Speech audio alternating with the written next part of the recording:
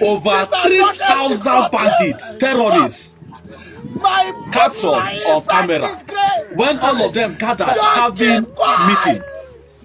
Now is, what are they discussing? And where is the location? Because as they were having that meeting, they were videoing themselves, posting on social media. It is only God that can help us. Look at all of them and share this video so that everybody will get to know that Nigeria is not the same as yesterday. Yes, when doing something now, you must have to be careful because of the situation on ground right now. And as it is now, I can tell you that no place, no state is safe, including federal capital, Abuja. Nowhere is safe right now. Video. These are not empty cross here. Cops. My people are inside this grave. Don't keep quiet. Father! Are you alive? You are! The blood that is all corpses that have been buried in Zamfara Casino. I could have been in danger. The Council of Islamic could have sued me to the federal government to arrest me. She's Islam. Is that satanic, evil, ready to suck blood? After they have sucked the blood of my people and they are saying the cups inside are empty. God of vengeance, where are you? Arise. This is CrossBlogXTV. Don't forget to subscribe, like and share.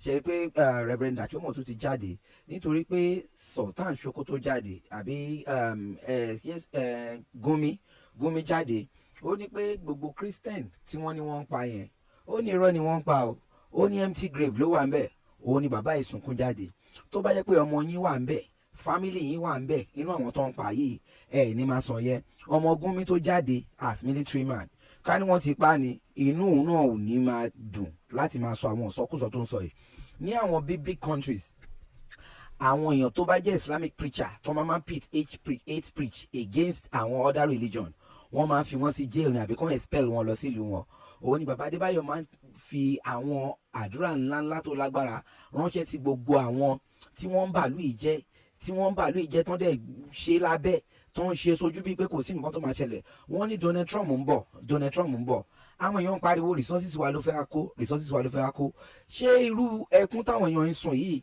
ṣóun ló dáa àwọn videos kọ̀ọ̀kan wà tí mo rí ìkan lánàá I saw one yesterday I was shivering ara mi bẹ̀rẹ̀ sí ń gbọ̀n àwọn èèyàn yẹn bíi like almost 8 wọ́n mú irin wọ́n dẹ̀ bẹ̀rẹ̀ sí ń fi fọ́ orí àwọn èèyàn kòrókòró daylight wọ́n bójú wọn ṣe anything ṣé ti rí gbogbo àwọn eléyìí náà sí about 3,000 of them they are there wọn ò bójú wọn ṣe anything but èèyàn bá búyàwó governor wọ́n máa lọ arrest yàn yẹn láàrin minutes tó bá búyàwó ọba wọ́n máa lọ arrest yàn yẹn láàrin minutes but àwọn ọba yìí àtàwọn governors yìí tí wọ́n jẹ́ Yorùbá wọn ò kọjú ìjà sáwọn people pé ẹ wá ẹ lè máa pa àwọn people wa every day wọ́n ṣe chicken if it's that then kó ní kálukú kó lọ ń lọ ẹ̀ nǹkan tó máa ń fà á tí bàbá Adébáyọ̀ ṣe máa ń fi àwọn ọ̀rọ̀ tó lágbára àti àwọn àdúrà tó gbóná ránṣẹ́ sí gbogbo àwọn tó ń bàlú ìjẹ́ nìyẹn ẹjẹ́ àti ẹ̀ kọ́kọ́ gbọ́ lẹ́nu bàbá Adébáyọ̀. Àmín.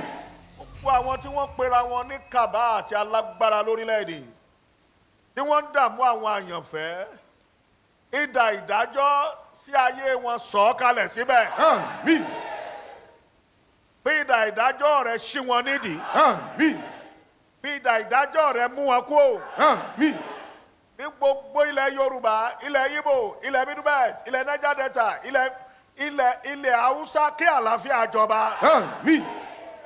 Gbogbo àwọn ìran kíran tí ń dààmú wa lórílẹ̀‐èdè ẹ̀mí mímọ́ pa wọ́n rẹ́. Àmín. Gbogbo àwọn ìran burúkú, àwọn ìran mú àlè, àwọn ìran agijù ẹ̀mí mímọ́ pa wọ́n rẹ́. Àmín. Gbogbo ìran mùjẹ̀mùjẹ̀ ẹ̀mí mímọ́ pa wọ́n rẹ́. Àmín.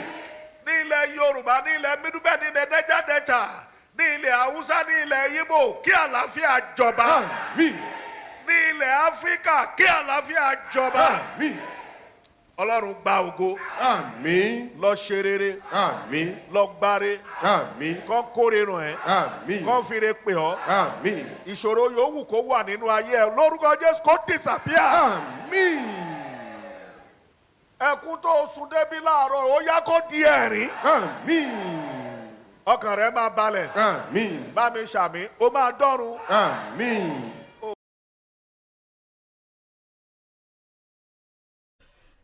ẹ̀yin tèmi òun lẹ ti gbọ́ lẹ́nu bàbá Adébáyọ̀ yẹn ìjọ wo la fẹ́ bọ́ nù kínní tá a bá ní ká máa gba àdúrà ìjọ wo la àdúrà wa fẹ́ gbà ẹ wo ẹ̀yin tẹ́ bá ní kí Trump máa wà ẹ̀yin náà lẹ́yìn kó yàjẹ́ wa torí tí family bá pẹ̀lú táwọn people yẹ attack ni ẹ̀yin kò ní máa sọ pé kí Trump máa wà rárá ó ti tásìkò kí Trump máa bọ̀ bàbá Dàjọ́mọ̀ yìí ń sunkún wọ́n ń pa kìrìsìtẹ́nì lójoojúmọ́ ẹni tí family ò bá sí ń bẹ̀ náà ló máa ní kí Trump máa wà ẹni tí family ẹ̀ bá wà ń bẹ̀ kò tiẹ̀ lè wait wọ́n lámùrọ̀bá wá ká ẹ mọ́lé èèyàn kọ́ ló ń fẹ́ help ẹ̀ ṣé o ní time láti máa bèrè lọ́wọ́ ẹ pé ṣé family member ni ẹ kò tó lè help me àbí kó kọ́kọ́ help ẹ náà ẹ̀yin èèyàn drop your comment down below and don't forget to subscribe like and share. This is CrossBlogXTV tó bá ṣe ń wá làṣẹ mọ̀ máa mú wá fún yín take care bye for now. tẹ́ ẹ bá lè rí àmì ṣe gbogbo ogun tó lóhùn ní gbọ́ tó lóhùn ní gbà lórí ayé yín iná agbára Ọlọ́run máa jó dànù kí lè nǹkan tẹ́ ń là kọjá tó dàbí pé ẹ ti wá ọ̀nà àbáyọ ṣùgbọ́n tí ẹ ti rí ọ̀nà àbáyọ ẹ ti pàdé wòlíì yín ló fà ṣùgbọ́n arán mi sí ọ lónìí dádì arán mi sí ọ lónìí mọ́mì Olúwa lòun fẹ́ ṣe nǹkan ńlá nínú ayé yín Olúwa sọ wípé gbogbo tẹ́ ń là kọjá yín òun fẹ́ fi òpin sí kí nìkan tẹ́ ń là kọjá lórí ìgbéyàwó ni lórí ọmọ ni lórí iṣẹ́ ni níbi gbogbo ni bóyá ogun kan ló dàbí pé ogun yẹn le ẹ ti gbìyànjú kò tí ì sí ọ̀nà àbáyọ ẹ jẹ́ àjọ gbàdúrà ẹ jẹ́ àjọ wá ojú Olúwa kí làṣírí ogun yẹn gangan ẹ jẹ́ àjọ wádìí lọ́wọ́ Ọlọ́run ká dẹ̀ mọ ọ̀nà àbáyọ ẹ̀rọ ìbánisọ̀rọ̀ tẹ́ fi pè mí fún àdúrà àti ọ̀nà àbáyọ òun náà ni +234 7025 47 5427 +234 7025 47 5427 bẹ́ẹ̀ ṣe ń pè mí fún àdúrà lórúkọ Jésù ẹ máa rí ìyanu.